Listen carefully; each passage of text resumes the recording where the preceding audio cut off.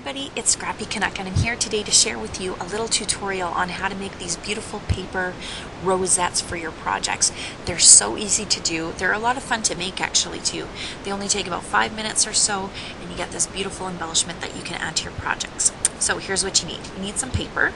I'm just using some Making Memories embellishment paper. It's thin. Whatever kind of paper you want to work with is fine.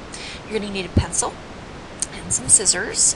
You're going to need a circle punch if you've got one around, that would be great. And then also a mister of some sort, just some water. So I've just got a mini mister, but any kind of little mister will work. And then you're going to need a rolling tool. This is copper wire, but a toothpick will also work for this particular technique. If you're using a toothpick, you just want to take your X-Acto knife and just kind of blunt off the end, and then just take your X-Acto knife and try to cut a slit down the middle of your toothpick, just kind of like this, so that you've got a place to slide some paper into to actually roll it when we're working. My husband just made this tool for me out of copper wire. He thought he could make a better one than my toothpick, and he did. So he just took a little saw blade and just kind of cut down the middle of some copper wire for me, and then I can just slide my paper in just like that to roll it. Okay, so let's get to it. So I've got my little piece of paper here, and I'm just going to freehand draw a spiral onto the wrong side of my particular paper that I'm working with. And it doesn't really matter. This distance right here, kind of the two edges of your spiral, that's going to determine how high up your flower sticks up. So I don't want that to be too high. So I'm going to keep that space a little bit narrower. But down here in the middle, that's actually going to determine the base size of your flower. So however you want whatever size you want the base of your flower to be, that's what you're going to kind of leave on the middle part of that spiral, if that makes any sense. So I'm just going to take my scissors here, and I'm just going to kind of cut along the spiral that I've drawn. And again, you don't have to be very exact with this. Leave some peaks and valleys in your cutting. It's going to give your flower some nice definition and make your petals kind of poke out and stick up in different places. It actually gives kind of a nice organic look to what you're working with. So I'm just going to keep going here.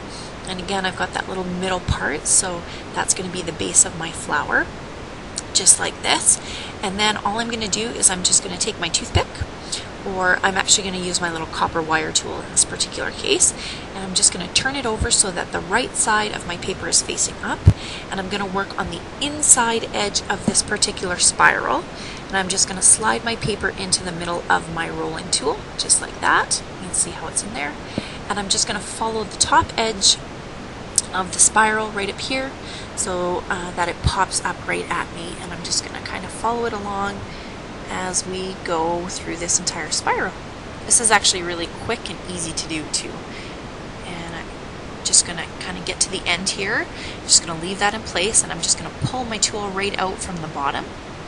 And you can see I've already started this beautiful little rosette. I'm just going to unravel it a bit here, just to kind of give me a it was really tight when I pulled it off, and I kind of want it to be a little bit looser than that. And you can see I've got my little rosette already starting to form there. So the next step is just to kind of start to put this thing together. So you can use a glue dot, but I'm actually going to use the glue gun just because I like how secure the adhesion is with the glue gun. And I'm just going to put it on there, and I'm just going to press down the middle rolled part of my flower right into the glue. You can see it already looks like a flower, and you could actually just leave it like that and use that on a project. It would be really cute. But I'm going to show you how to take this kind of a little bit further, give it more of a distressed look, and make them look a little more organic too. So basically what we're going to do is we're just going to start with some distress ink. I've got some Tim Holtz Broken China Distress ink here. Any ink will do for this though. And you're just going to rub your ink gently along the edges of your flower. So just along this top exposed edge, you're just going to ink up the edges a little bit here. It's just going to give a little more of a finished, polished look to the top edge of your flowers. Then take your mister, and you're just going to spray some water onto the top of the flower. Now this is going to do two things for your flower.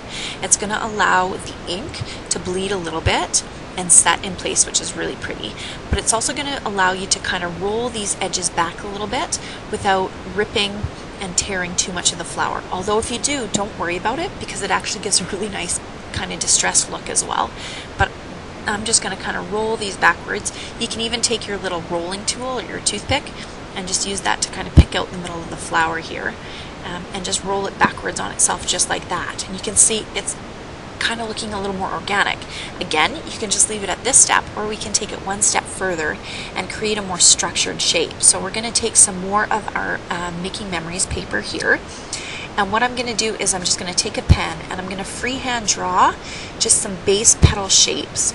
And it's just basically a heart shape, but instead of going down into the kind of tip of the heart, you're going to come upwards and create a little point. And we're going to cut out 5 of those particular petal shapes. I like to work in odd numbers when I'm working with handmade flowers, just because it's more organic. I don't want my flowers to look too symmetrical. I just find they look too man-made when that's the case. And for these ones in particular, I like to work with kind of an odd number. I'm just going to cut this shape out here, just like that. And snip off the bottom. And that gives me 4 of my base petal shapes. I'm actually going to cut out 2 more, and the reason I'm going to do 2 is because one of those shapes actually has ink on it, and I don't really want the black ink, but I wanted you to be able to see it, what I was drawing on the video. So I'll just cut out 2 more here. There we go. I'll just find the one that's got the ink on it. There it is. And we'll just throw that one away. And basically what I'm going to do is just pick up one of these petals now and just pinch the bottom edge together.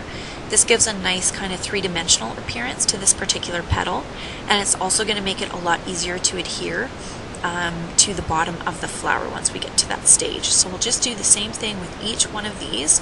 Just pick them up and just between your thumb and your finger, just pinch them together. Again, they don't each have to be exactly alike. You want them to be a little different in appearance from one another. There we go, just pinch that. And we're all set to go. So I'm going to take my glue gun again. I'm just going to flip over my little rosette just on the bottom side of it.